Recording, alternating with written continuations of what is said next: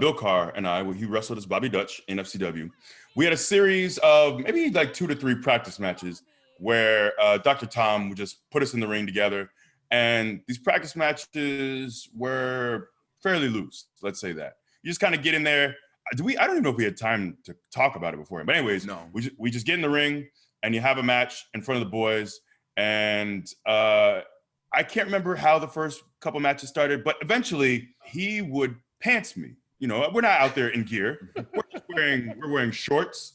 We're wearing T-shirts, and that's about it. You know, we just practice stuff, and that would be it. You know, and it would have popped the boys. It would, you know, that's why we do this all. Yes, Austin, your hand is raised. So I remember how this started because Norman had shown us something where if you put the guy in the corner and then the ref's making you back up, if you pull the guy's knee pad down as you're backing up, now he's got to pull that up and then you can hit him. And so, so Bill did that to you, but with your shorts. And then he tried to get it every match that you guys had, and then it evolved into this. Right. So it's eventually, I want to say this is the third time we have this match. Evidently, there was a grand conspiracy against me. There was a plot because we do the same thing. At one point, I am pantsed, and then 20 people rush the ring at once. The entire class rushes the ring, and they're all like, they dogpile on top of me, trying to further strip me until Sin Cara, and mind you, this may be funny to some now, it was not even remotely funny to me at the time. This man, so I have a reputation, and rightfully earned, for being very frugal. So I had on a pair of drawers that were a little old. You know, they probably had some holes in them. They're religious. They were ready to go. You know? It didn't take much pulling. By normal standards. And actually, I think they were, I think at the time I was wearing the bikini cut drawers, you know, because I could put them under my gear too, and they don't show too much. But anyways, I had the bikini cut drawers on. And I'm out here in just these volleyball knee pads, which are my sister's volleyball knee pads. My sister had these, because I'm cheap. I'm not trying to buy some knee pads if I don't need to. So I got these old white volleyball knee pads from like her middle school volleyball years. Mind you, my sister at the time was only like a couple years younger than me. So she like, these knee pads have to be at least 6-7 years old. I got these knee pads on. I got my little short black boots on. And can't remember if my shirt might've been off already at the time. It was. Yeah, my shirt was off at the time. And so when I'm pants, all I got on is the bikini. He's fully pants, by the way. It's not like the shorts came down. Like in this instance, the shorts came off, and that's when we all lost our minds. Right. They're at my ankles, if not completely off my body.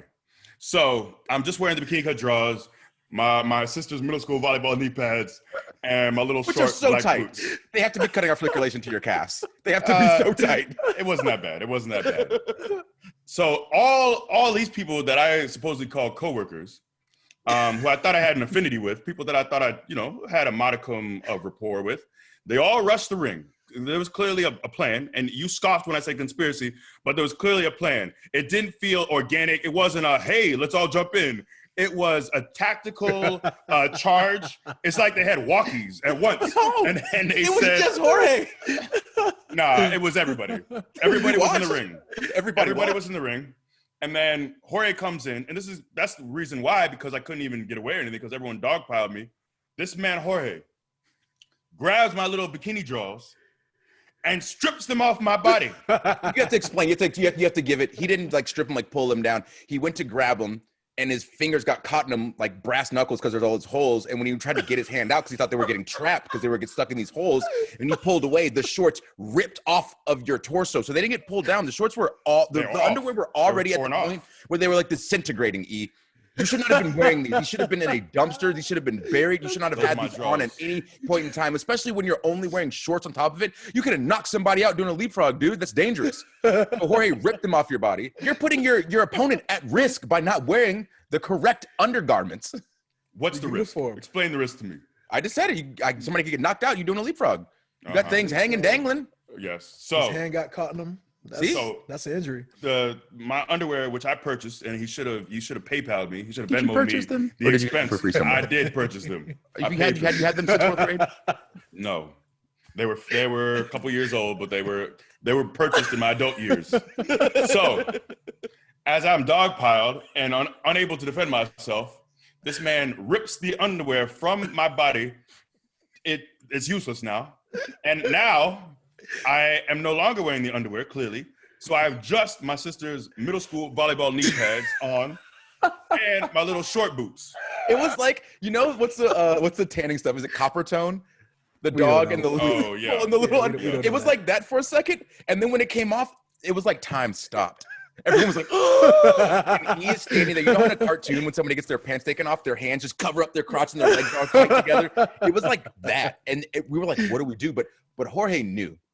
He knew he had just messed up. And Jorge took off. And how much do you think you weighed then, E? I was only between 255 and 275, somewhere. And I've never seen that much weight move that fast in my life. I can't tell you. That might have been the last time. No, not the last time. There was another time. The amount of rage I felt immediately.